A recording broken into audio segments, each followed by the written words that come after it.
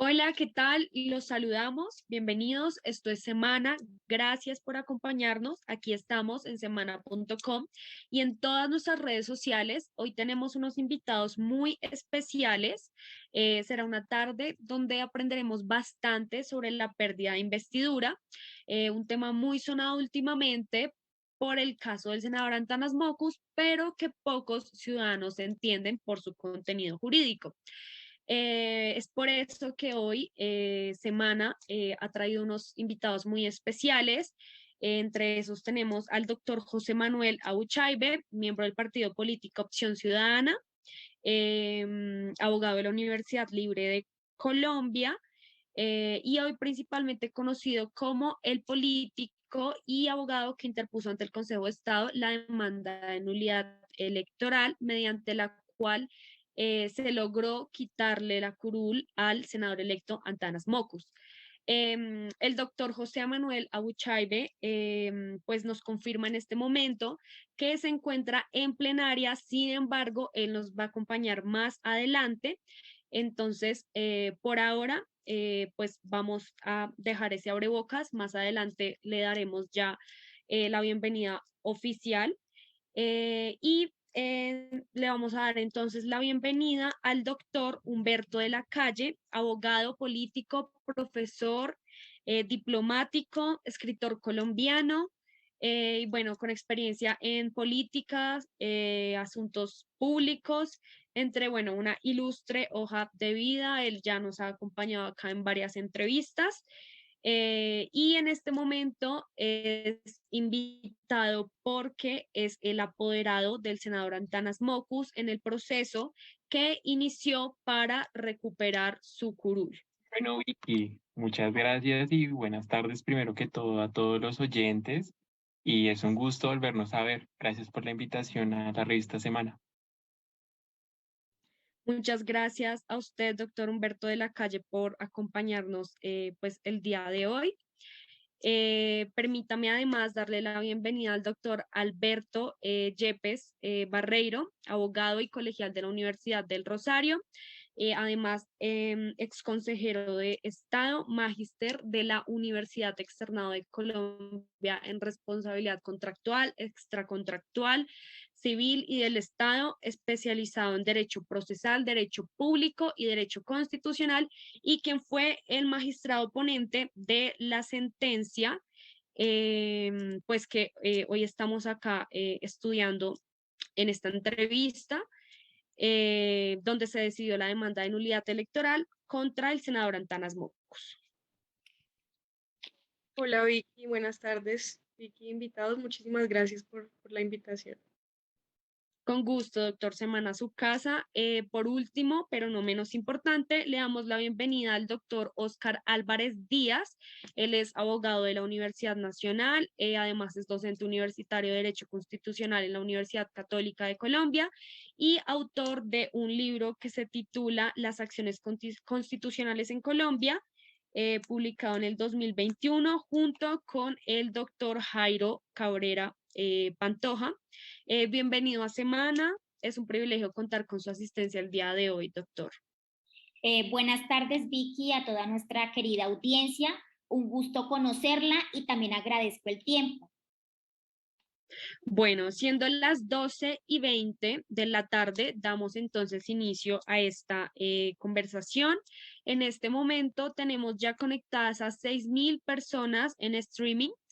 Al final daremos paso, pues para que todos nos puedan enviar sus preguntas y comentarios, sobre todo a los invitados.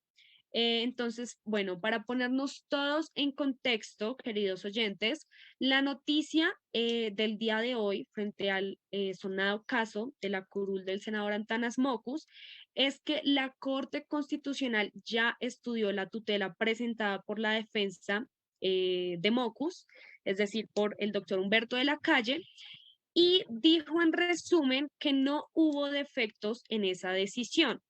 Es decir, que con la participación de los conjueces Juan Camilo Restrepo Salazar y Humberto Sierra Porto, la Sala Plena de la Corte Constitucional decidió confirmar la decisión de la sección quinta del Consejo de Estado, que pues ya había declarado la nulidad de la elección del senador Antanas Mockus como senador en el periodo 2018-2022.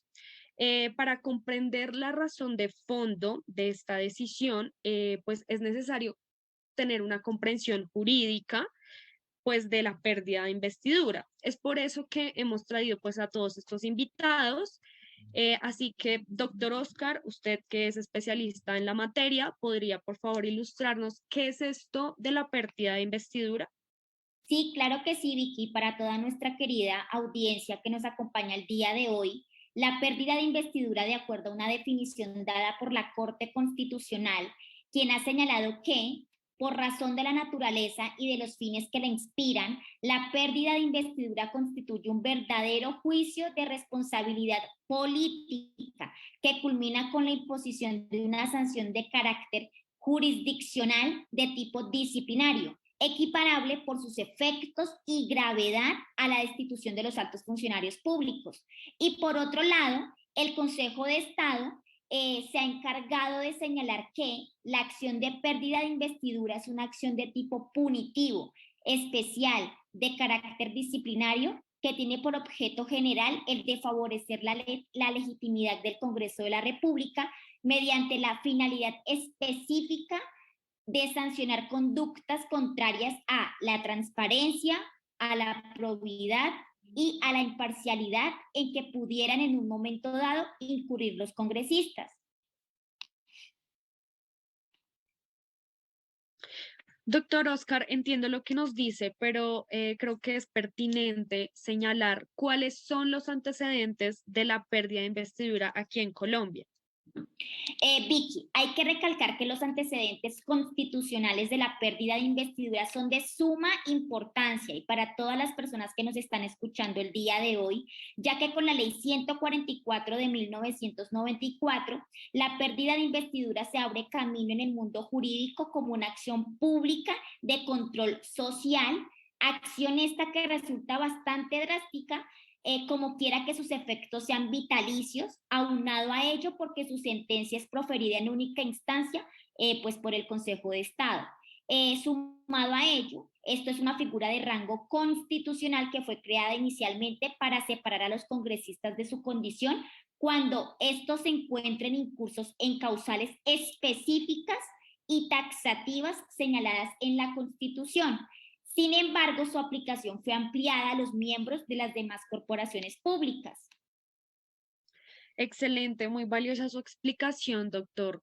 Bueno, pues yo estuve investigando acerca de esta figura constitucional y encontré pues unas características muy particulares que me parecería pues prudente traerlas a colación acá para que los oyentes la escuchen y pues para que usted nos confirme si estamos en lo correcto. Entonces, la primera característica que se encontró es que la ley 1881 del 2018 es la que establece el procedimiento de la pérdida de investidura en los congresistas y allí se consagra la doble instancia y el término de caducidad, entre otros. También se encontró que esta es de naturaleza sancionatoria, toda vez que hace parte del ius puniendi del Estado y la competencia para tramitarlo y decidirlo le corresponde a la jurisdicción de lo contencioso administrativo. También se encontró que el objeto del proceso es de carácter ético, en tanto que estas causales establecidas por el constituyente reflejan un código de conducta. Y este código de conducta tiene por objeto reprochar y sancionar comportamientos contrarios a la dignidad del cargo que ejercen los representantes del pueblo, es decir, los congresistas. También encontramos que el juez de la pérdida de investidura, por su naturaleza, debe juzgar si esta determinada conducta, acto o acción de quien ostenta la representación popular se ajusta a lo que el constituyente y el legislador esperan de él. También encontramos que es de naturaleza jurisdiccional y genera un impacto directo sobre los derechos políticos de quien resulta sancionado, ya que si se remueve la investidura del congresista, se produce una inhabilidad para ocupar cargos de elección popular a futuro. Sí, está perfecto, Vicky, y es muy importante lo que acabas de mencionar. Del mismo modo, yo agregaría otras 7 características muy claves para comprender la naturaleza jurídica de la pérdida de investidura y para que nuestro querido público las pueda entender.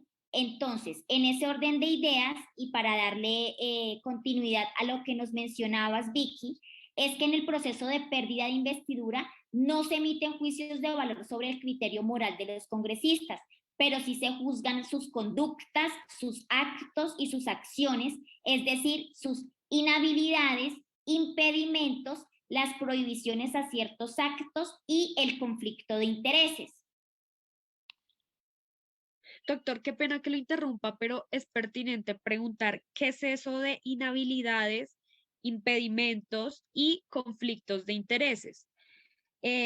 Asimismo, me gustaría de una vez comentarle que el equipo de semana estuvo investigando un poco acerca de ello y encontró la sentencia de control abstracto realizado por la Corte Constitucional con número C509 de 1994, que pues seguramente usted la conoce, en torno a las consecuencias propias de estar inmerso en una causal de inhabilidades.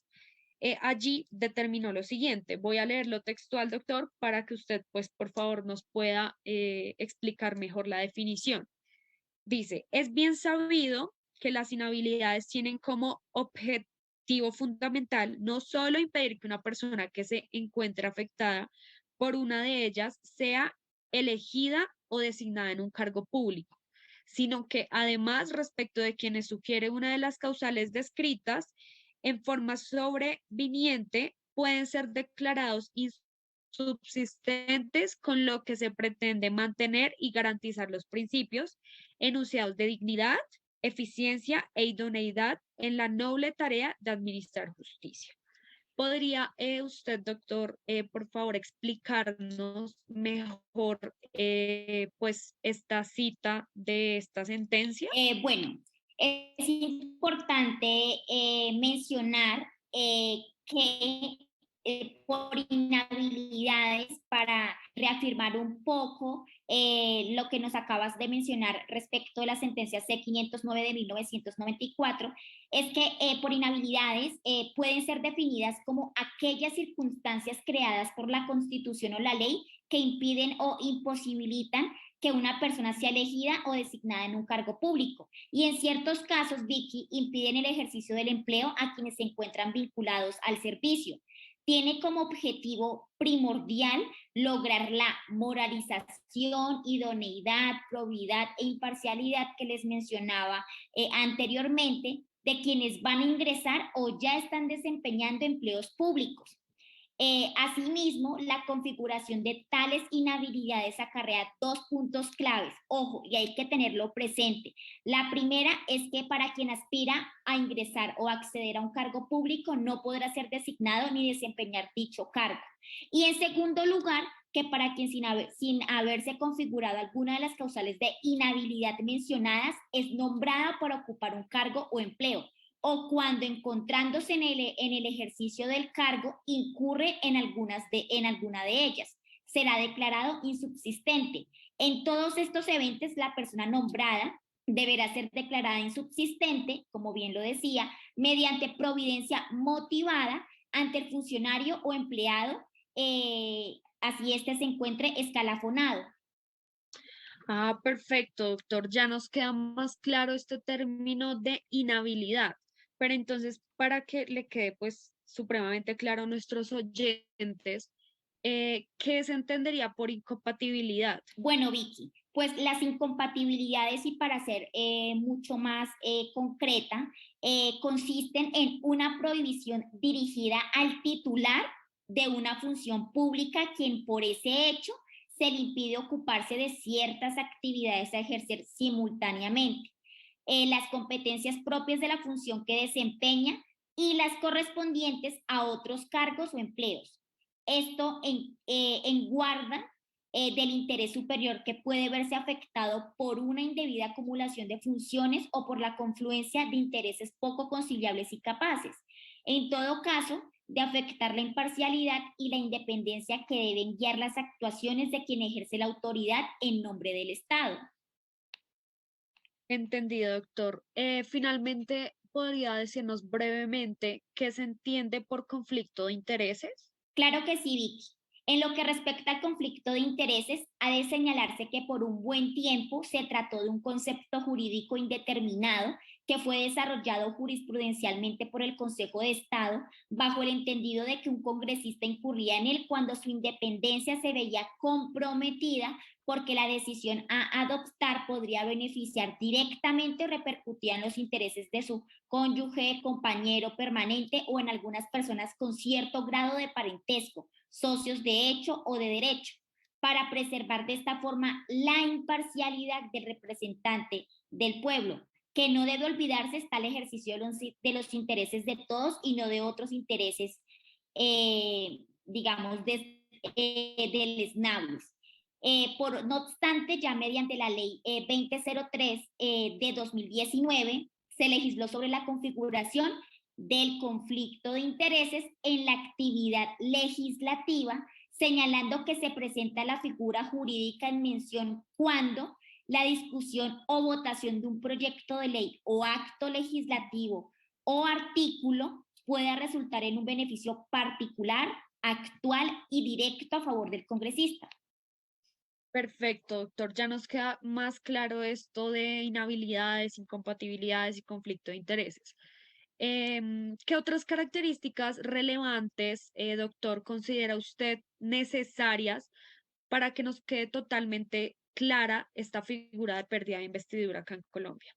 Bueno, Vicky, además de las características que usted nos había mencionado y que yo les acabo de explicar respecto al régimen de inhabilidades, impedimentos y el conflicto de intereses, es clave para nuestra audiencia que tenga presente también estas 6 características restantes y para darle continuidad a las mismas.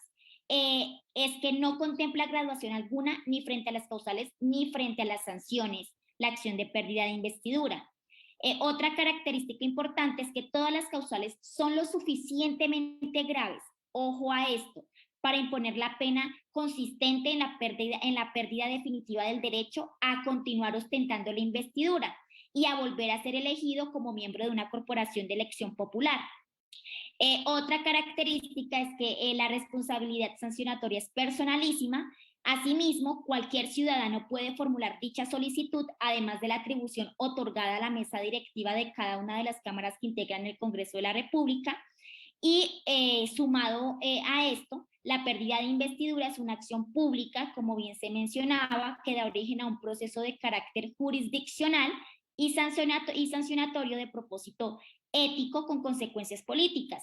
Y como última característica, este proceso sancionatorio es un juicio de responsabilidad subjetivo, pues en un Estado de derecho, los juicios que implican un reproche sancionador, por regla general, no pueden operar de forma objetiva.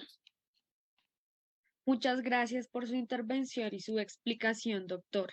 Me llamó mucho la atención que usted mencionó que estas características nos llevan a comprender la naturaleza jurídica de la pérdida de investidura, pero ¿podría usted sintetizarnos cuál es entonces esa naturaleza jurídica de esta figura? Sí, y para todos nuestros queridos oyentes, y la naturaleza jurídica de la pérdida de investidura, de manera muy resumida, Vicky, es un juicio de responsabilidad ético seguido por el Consejo de Estado, tratándose de congresistas y por parte de los tribunales contenciosos administrativos en lo que corresponde a los miembros de las corporaciones públicas de elección popular de carácter territorial.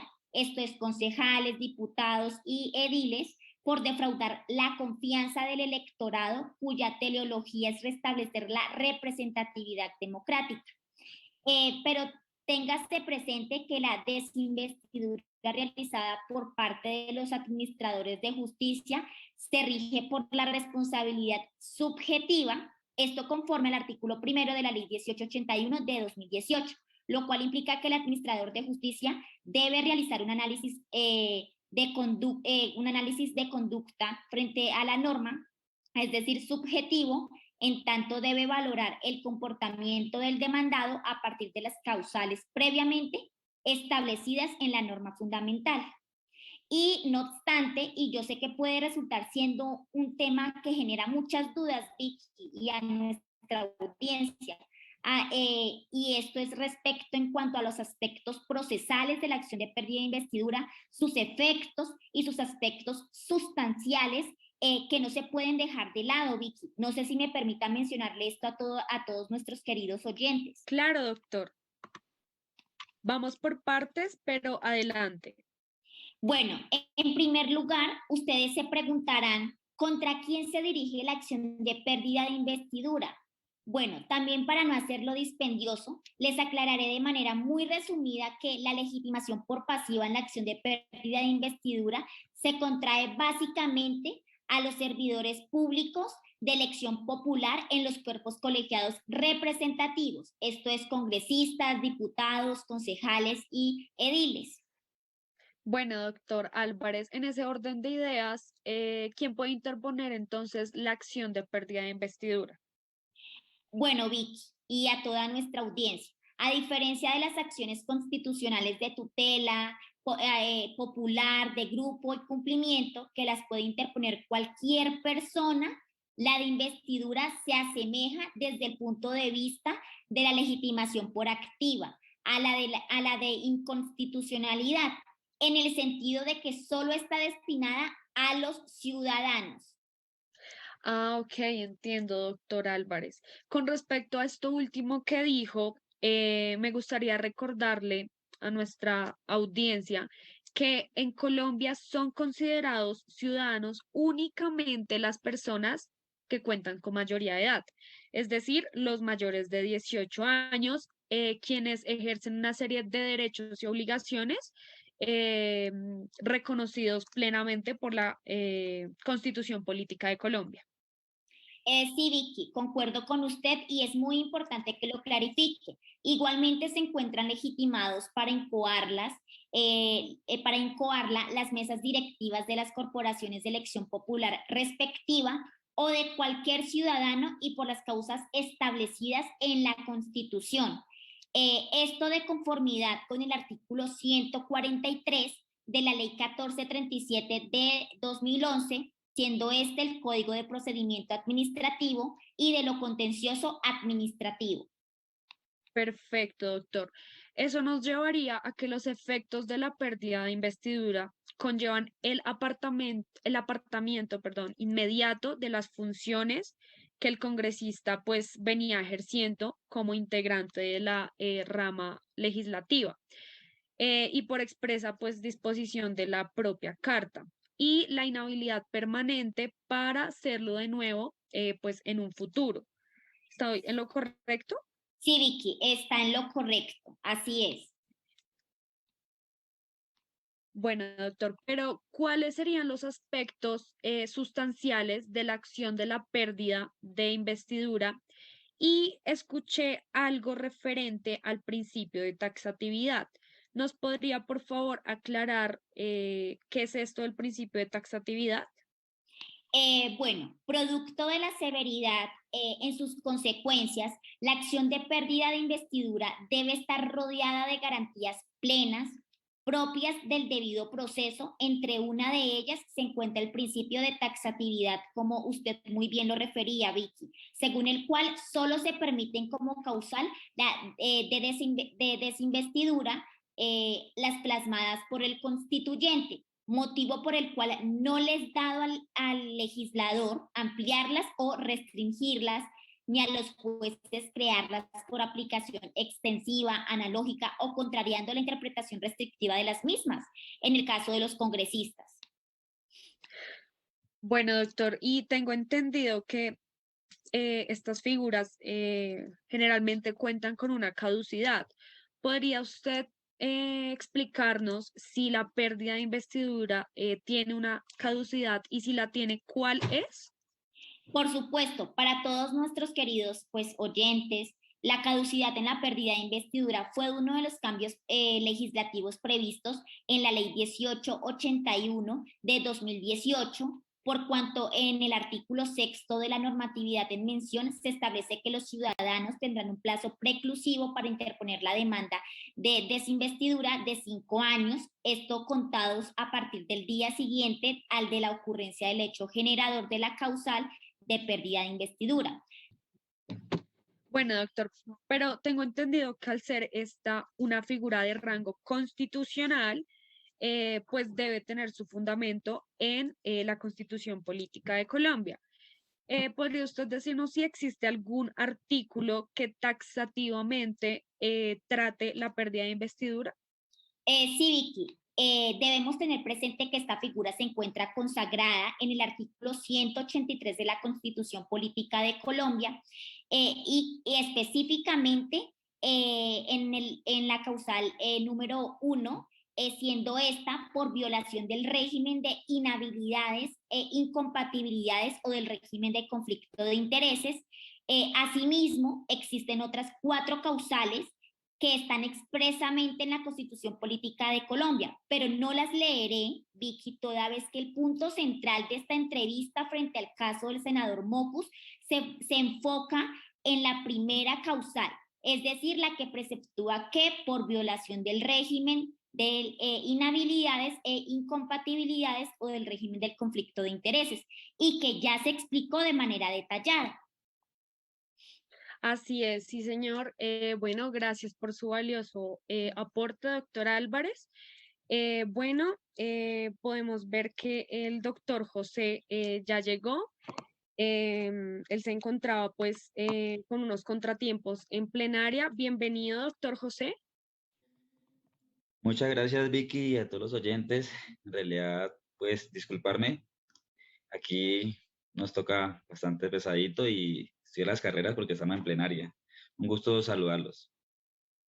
No, el placer es de nosotros y muchas gracias a usted por abrirnos un espacio acá en Revista Semana.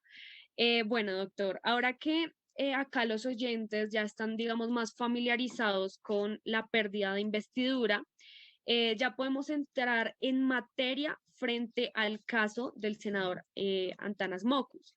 Entonces, doctor José, ¿podría usted ponernos en contexto sobre la demanda que interpuso contra Antanas Mocus y cuáles fueron los fundamentos de hecho que usted pues utilizó?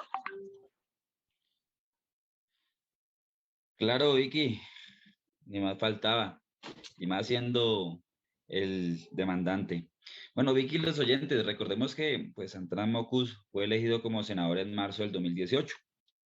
Y el meollo de la situación para que el suscrito interpusiera la demanda contra Mocus tiene fundamento en que Corpo Visionarios, la cual es la corporación en la que Mocus representaba al momento de que se contrató con 2 entidades públicas en noviembre del 2017, pues no es una de las formas o eso genera una inhabilidad, digamos, para que el señor sea elegido como congresista de la República.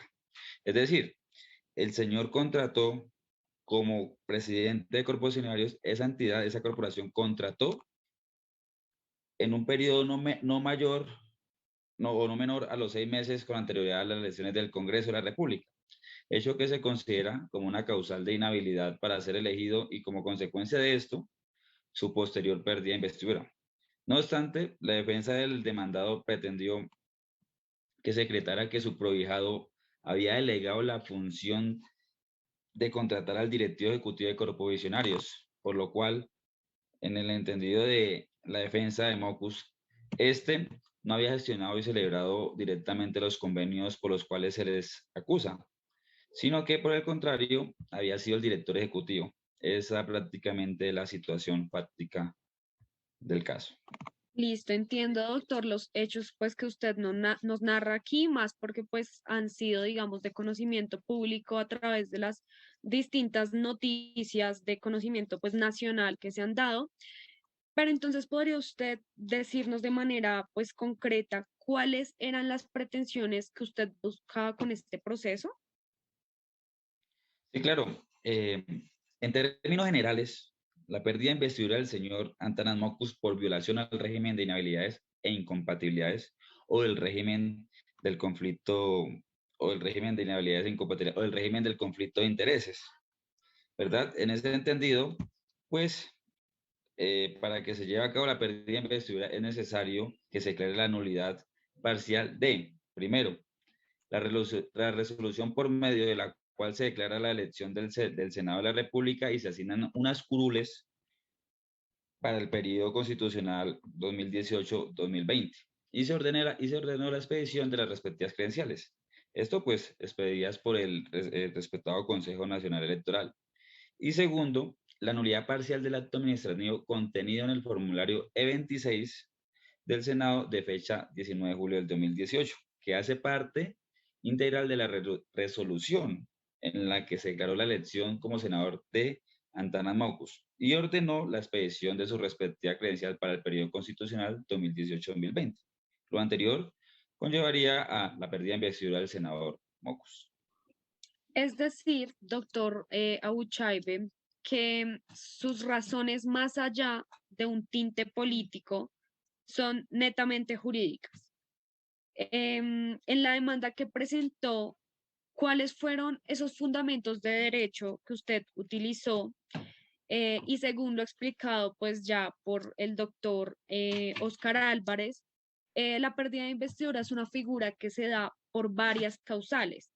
Específicamente, ¿cuál fue la causal en la que incurrió el senador Mockus, pues según usted considera en su demanda? Bueno, a la primera pregunta, es claro que la demanda fue interpuesta por razones netamente jurídicas. Esto nunca tuvo ni ha tenido ningún tinte político.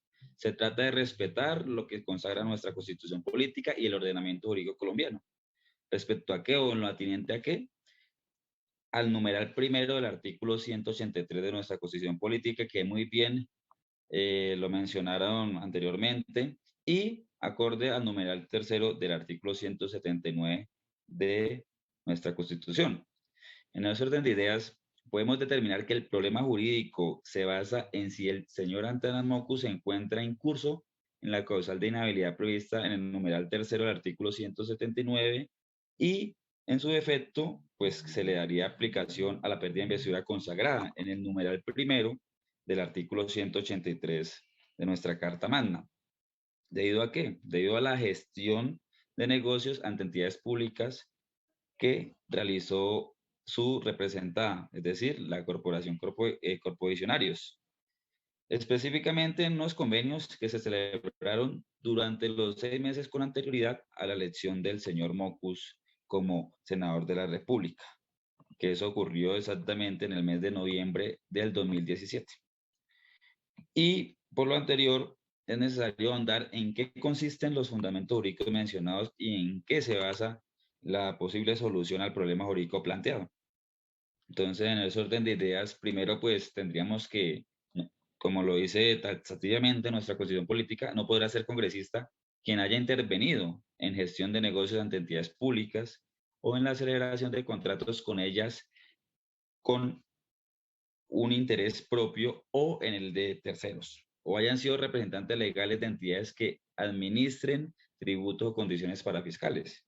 Dentro de los 6 meses, repito, dentro de los 6 meses anteriores a la fecha de la elección. Y segundo, y no menos importante, al incurrir en esta prohibición, se puede demandar la pérdida de investidura, como lo mencioné en la respuesta de la anterior pregunta, por violación del régimen de inhabilidades e incompatibilidades o del régimen de conflicto de intereses. En este caso, pues Mockus incurrió en la causal, al modo de ver del suscrito demandante, en la causal estipulada en el numeral primero del artículo 183 de nuestra Constitución Política. Por ende, el resultado no puede ser diferente a la pérdida de investidura. Vicky, y pues ya para terminar, me voy despidiendo porque tengo que continuar en plenaria. En las pruebas encontramos un certificado de tradición y libertad, o mejor, un certificado de representación legal de la entidad Corpo Visionarios. Esto demuestra que el demandado sí está inmerso en la causal para que se le declare su pérdida de investidura conforme a ese régimen de inhabilidades. Listo, doctor Auchaibe, pues muchas gracias por su tiempo, por abrir este espacio, por la explicación jurídica pues que nos acaba de dar. Ya nos queda mucho más claro pues las razones. Ahora quisiera darle la palabra al doctor Humberto de la Calle, teniendo en cuenta pues el proceso adelantado en contra de Antanas Mocus. Doctor Humberto, ¿podría contextualizarnos sobre los fundamentos de defensa que usted utilizó? Nosotros fundamentamos, digamos que esta acción de tutela en el non bis in idem, ¿no? Esto en relación al debido proceso, ya que en un primer momento la Sala Primera Especial de Decisión de Pérdida de Investidura del Consejo de Estado determinó que no iba a acceder a la pretensión de pérdida de investidura. ¿Qué pasa? Que frente a esta decisión se presentó un recurso de apelación y simultáneamente la Sala Quinta del Consejo de Estado también decidió emitir un fallo en segunda instancia sobre la situación del doctor Mocus. ¿Qué pasa? Que en esta segunda instancia falla en contra al doctor Antanas Mocus y lo que causa es que al momento de que no se resolvió ese recurso de apelación, causa que se entre en un defecto orgánico, ¿no? Ya que no se resolvió debidamente el recurso de apelación, afectando el debido proceso, y la Sala Quinta tomó la decisión de ir en contra de esa primera decisión. Por esto mismo, también nosotros presentamos o argumentamos de que se viola el principio pro persona, ¿no? Ya que en un primer instante no, o sea, se dio de manera amplia, se tomó en un alcance amplio la inhabilidad desde la perspectiva del artículo 179, numeral 3 de la Constitución. ¿Qué pasa? Que el ciudadano que presenta la demanda de pérdida de investidura nunca aportó material probatorio el cual demostrara que el doctor Actanas Mocus materialmente había celebrado esos convenios durante el tiempo que se determinó, que fueron durante los 6 meses, de la asociación como representante legal de la empresa Corpo Visionarios. Entonces, por esas circunstancias que nosotros presentamos esa tutela, pues para proteger los derechos fundamentales del doctor Antanas Mocus. Bien, doctor Humberto, teniendo en cuenta las razones jurídicas pues que nos acaba de exponer y ya pues con la noticia del día, ¿qué opina usted de la decisión que tomó la Sala Plena de la Corte Constitucional frente a la tutela presentada por usted y su equipo de defensa, pues para, valga la redundancia, la defensa del senador Mocus? Pues Vicky, quedamos muy desconcertados, ¿no? Pues porque ya anteriormente en esta entrevista explicamos por qué consideramos de que las decisiones estaban afectando los derechos fundamentales del doctor Antanas Mocus, ¿no? Pues sobre la decisión que tomó, digamos que la Corte frente a la declaración de nulidad de la elección del doctor Antanas Mocus, pues lo único que nos queda es esperar a que la decisión haya sido totalmente correcta y pues también yo confío en que la Corte hizo un análisis pertinente frente a esa decisión, frente a la situación del actor Antanas Mocus y que dentro de su análisis, pues ya final, va a aportar y aportó, digamos que esos fundamentos suficientes para apoyar y confirmar la decisión de la Sala Quinta del Consejo de Estado. Comprendemos y respetamos su postura, doctor. Gracias por su intervención. Sin embargo, hay algo que aún no tenemos muy claro aún y son las consecuencias jurídicas que este fallo trae consigo. ¿Podría, por favor, brevemente explicarnos cuál es la situación jurídica que queda finalmente para el senador Mocus y si esta decisión queda en firme o aún queda alguna vía legal que ustedes podrían agotar? Vicky, pues en consecuencia a la decisión de la Corte, pues lo único es que el doctor Antanas Mockus no va a poder volver a ocupar el puesto por el cual fue suspendido, ya que en su caso no se declaró, no se declaró la pérdida de investidura, sino se declaró nulidad frente a su elección.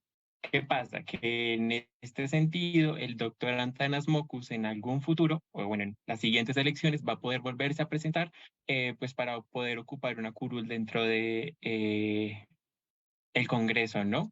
También, resultado a esto, nosotros ya agotamos toda la vía jurídica que teníamos a nuestro favor. Ya fue, esta tutela tuvo una primera instancia en la cual se falló en un principio a favor de nosotros, una segunda instancia la cual va en contra de nosotros, que va en contra al doctor Antanas Mockus, y pues esta tutela pues fue recogida para ser revisada y estudiada por la Corte Constitucional, que era el último medio que teníamos nosotros frente a la decisión de la Corte. Entonces, pues la Corte decidió, digamos que confirmar la sentencia del Consejo de Estado en Sala Quinta y pues confirmó, digamos que esa declaración de nulidad frente a la elección del doctor Antanas Mockus.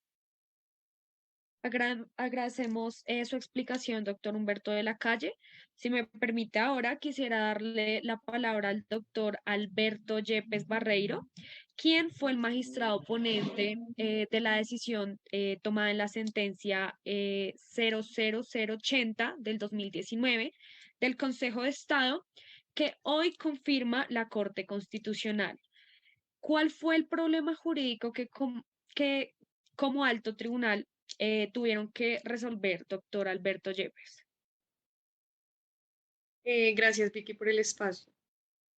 Bueno, el problema jurídico acá radica en que el señor Antanas Mockus se encuentra incurso en la causal de inhabilidad por dos situaciones específicas. Digamos, el doctor José ya ha ahondado un poco en la sentencia, pero pues someramente vamos a responder estas preguntas. En cuanto a estas dos situaciones específicas, tenemos que la primera está prevista en el numeral 3 del artículo 179 superior. Está respecto a la gestión de negocios ante entidades públicas, específicamente por la gestión del convenio de asociación celebrado entre la Agencia de Cundinamarca para la Paz y el Postconflicto y Corpo Visionarios. Esta entidad en la que el doctor pues, Antanas Mockus fungía como presidente y representante legal, y también, pues, la segunda es el convenio de asociación suscrito entre la Unidad Administrativa Especial de Servicios Públicos y la referida corporación. Comprendemos, doctor Alberto. Teniendo en cuenta ese problema jurídico, ¿cuál fue entonces el eje temático que tuvieron que analizar, pues, ustedes como alto tribunal? Claro, Vicky, aquí tuvimos que analizar lo que refiere a la pérdida de investidura como consecuencia de la nulidad electoral derivada de la inhabilidad por la gestión y celebración de contrato por parte de un aspirante y luego un senador de la República con una entidad estatal durante los 6 meses precedentes a las elecciones del Congreso de la República, celebradas el día 11 de marzo del 2018. Nos queda claro. Partiendo de la previa explicación que ya nos ha venido dando pues nuestros honorables invitados, ¿cuál fue la decisión final por parte del Consejo de Estado? Sí, Vicky, es realmente muy edificante todo el camino que han marcado anteriormente respecto a pérdida de investidura. El Consejo de Estado, después de los respectivos análisis, pues llega a la siguiente decisión final. Digamos, aquí literalmente está primero declarar la nulidad parcial de la resolución número 1596 del 19 de julio del 2018 y el formulario E26SN en lo que respecta a la declaratoria de elección del señor Antanas Mockus como senador de la República para el periodo 2018-2022. Segundo, cancelar la credencial que acredita al señor Mockus como congresista. Tercero, comunicar esta decisión al presidente del Senado. Y cuarto, advertir a los sujetos procesales que contra lo resuelto no procede ningún recurso. Perfecto, doctor Alberto. Para finalizar, ¿podría brevemente explicarnos cuál fue la construcción de teoría y argumento jurídico que manejaron en la sentencia? Por supuesto, Vicky, pues es de suma importancia dar esta explicación a estos aspectos, ya que fundamentan lo que anteriormente mencioné acerca de la decisión final. Entonces, bueno, en la construcción de teoría tenemos primero que el señor Antanas Mockus fungió como presidente y representante legal de la entidad sin ánimo de lucro Corpo Visionario, ¿cierto?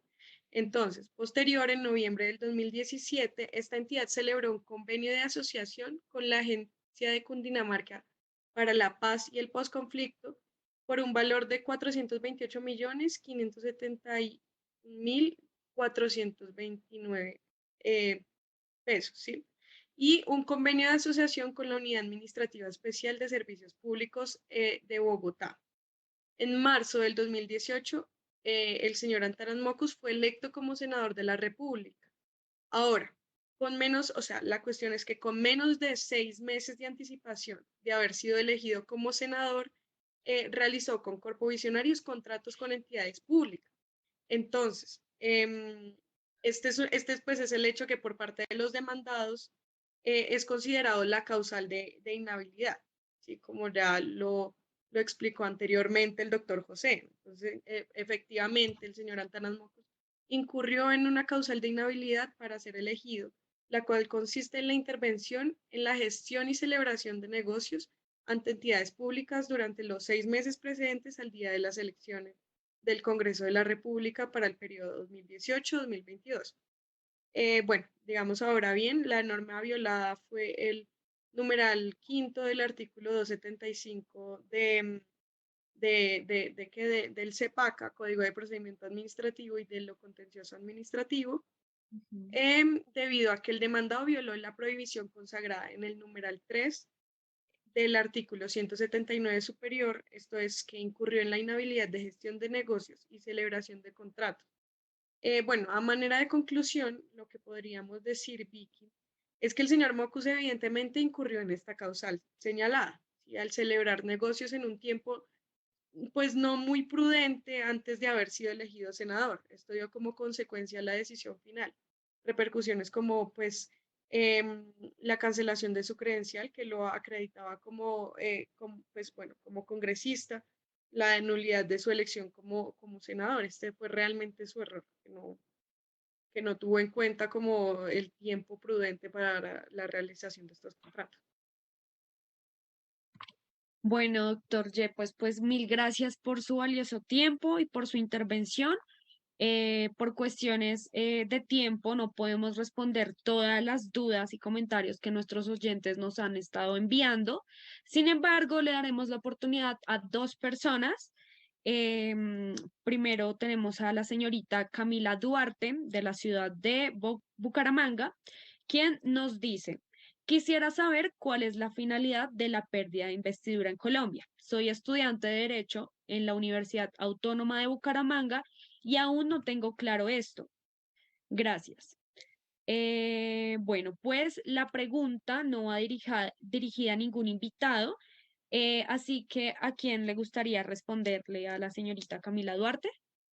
Vicky, si los demás me permiten, me gustaría responder con todo gusto. Adelante, doctor.